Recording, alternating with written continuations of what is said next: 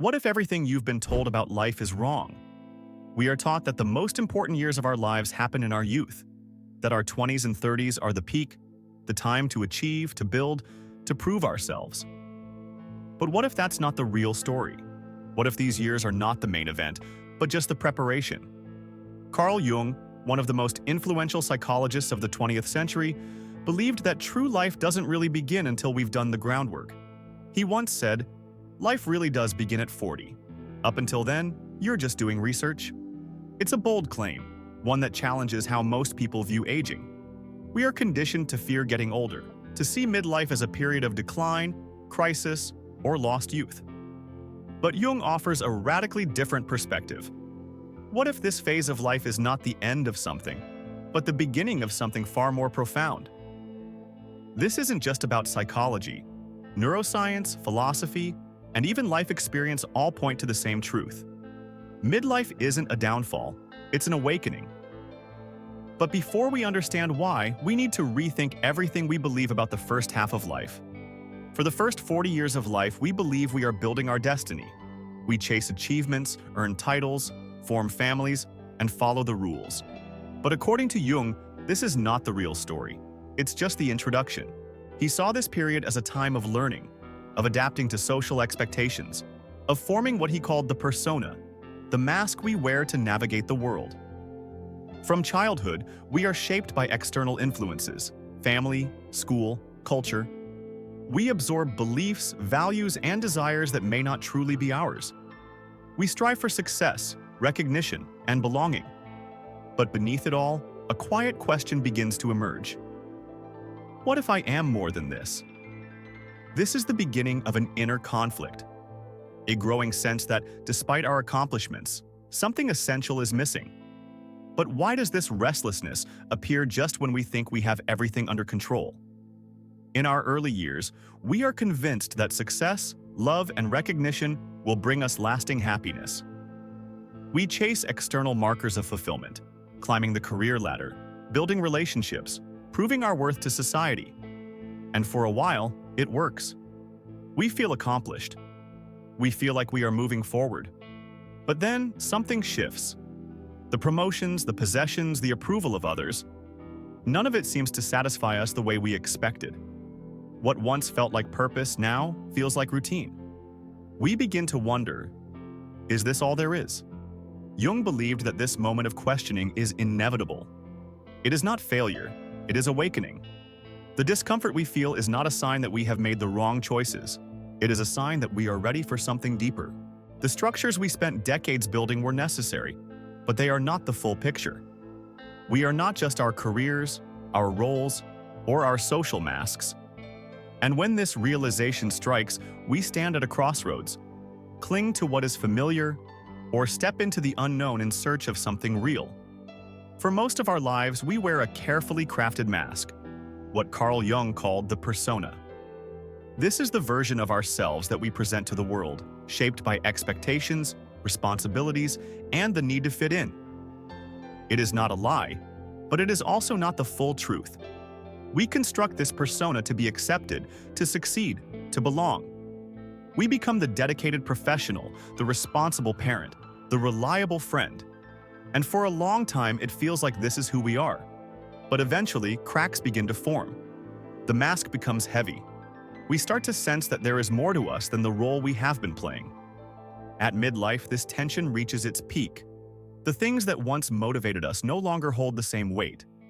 The approval we worked so hard to earn feels hollow. We begin to feel restless, uncertain, even lost. But this is not a breakdown. It is a breakthrough. Jung believed that this moment is an invitation to go beyond the persona, beyond the mask, and to ask a terrifying yet necessary question. Who am I when I stop trying to be what the world expects me to be? Beneath the persona lies something deeper, something we spend most of our lives avoiding. Jung called it the shadow. It holds everything we have repressed, our fears, insecurities, desires, and even hidden strengths. From childhood, we are taught which parts of us are acceptable and which are not. We learn to suppress anger, hide vulnerability, silence unconventional thoughts. Over time, we push these parts so deep into the unconscious that we convince ourselves they no longer exist. But they do, and they don't disappear. They manifest in ways we don't recognize. Maybe it's the sudden outburst of frustration that feels unlike us, the envy that creeps in despite our best efforts to suppress it, the nagging dissatisfaction we can't quite explain. These are echoes of the shadow, trying to be heard. At midlife, the shadow demands our attention. The old distractions stop working. The things we once ignored become impossible to suppress. This is why so many people experience inner turmoil during this phase.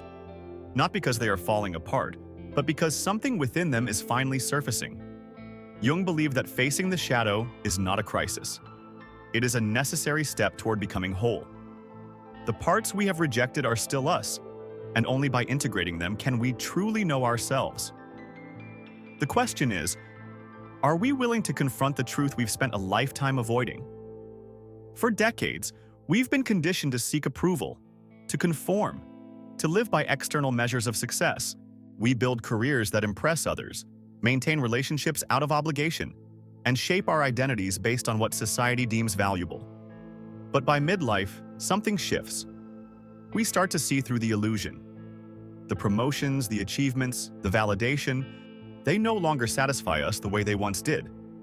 We begin to question, was I ever truly choosing my path, or was I just following a script? Jung believed that most people live under a psychological illusion, a carefully crafted identity called the persona. It is the mask we wear to fit in, to be accepted, to function in the world. But it is not who we truly are.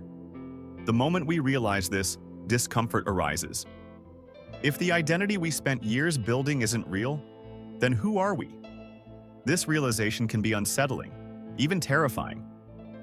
But it is also the first step toward freedom. Midlife is not a crisis. It's an awakening.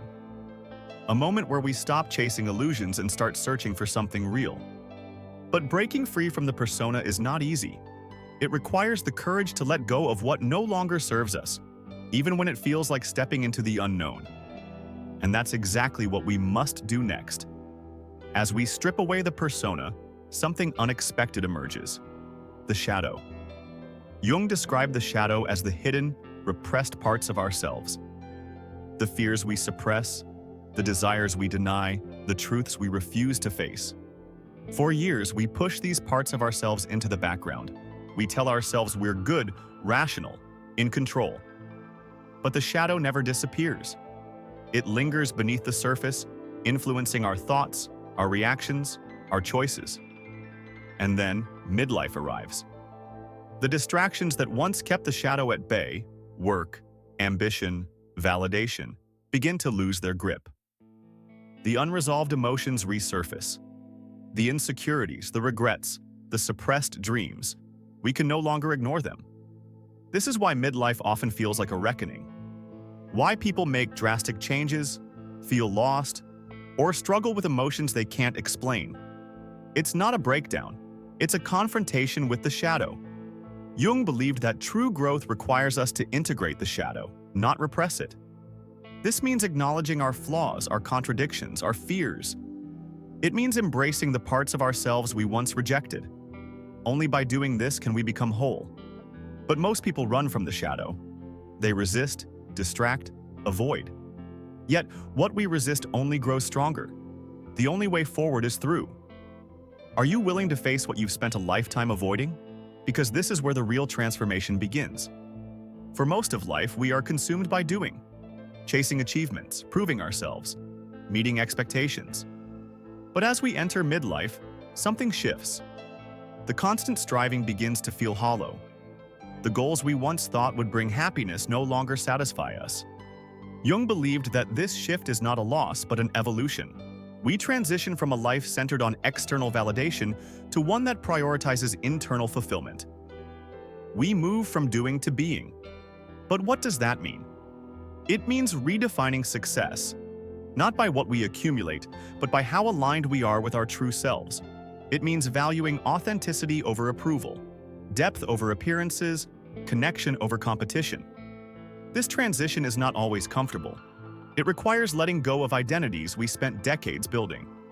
It challenges us to question whether the life we created is truly our own or merely a reflection of societal expectations. Many resist this shift. They cling to busyness, to distraction, to their old roles, fearing what they will find if they slow down and face themselves. But those who embrace it discover something rare: freedom. The freedom to live with intention, to experience life fully, to define happiness on their own terms. Midlife is not about giving up, it's about waking up. And the question is, will you embrace this awakening or resist it? The unraveling that occurs in midlife is not a sign of failure. It is a call to transformation. The illusions we built in our younger years begin to crack, revealing the deeper truths we once ignored. This is where the real challenge begins. Can we let go of who we thought we should be in order to become who we truly are? Viktor Frankl, a psychiatrist and Holocaust survivor, believed that the fundamental drive of human beings is not pleasure or success, but meaning. And meaning does not come from clinging to old identities or chasing fleeting goals. It comes from embracing the unknown, from stepping into the depths of our own existence. Yet many resist this shift. The fear of judgment, of stepping outside societal expectations, of facing our own unfulfilled desires. These fears keep people trapped in cycles of dissatisfaction. But Jung believed that real freedom begins when we stop living for validation and start listening to the voice within. This is why midlife is not a crisis. It is an opportunity. It is the moment when we stop looking outward for answers and start looking inward. When we no longer define ourselves by external achievements, but by the depth of our own experience. It is when we realize that the life we were searching for was waiting for us all along. Beyond the masks, beyond the expectations, beyond the fears. So, what if everything you feared about midlife was actually the beginning of something greater? What if the unease, the doubts, the unraveling weren't signs of decline, but signs of awakening? Carl Jung believed that true fulfillment comes not from accumulating more, but from integrating what has always been within us. The process of individuation, the journey to wholeness, demands that we face our shadow, release the expectations that no longer serve us, and step into a more authentic version of ourselves. This is why so many people find deeper meaning later in life. They are no longer chasing success for approval. They are no longer bound by society's definitions of happiness. Instead, they create their own definition, one rooted in purpose, in truth, in self-acceptance. And while this journey is not easy, it is the most rewarding transformation a person can experience. Midlife is not an ending, it is a rebirth. It is the moment life truly begins. The question is, are you willing to embrace it? Midlife isn't an end, it's a new beginning. If this message resonated with you, like the video, subscribe and share your thoughts in the comments. Your journey starts now.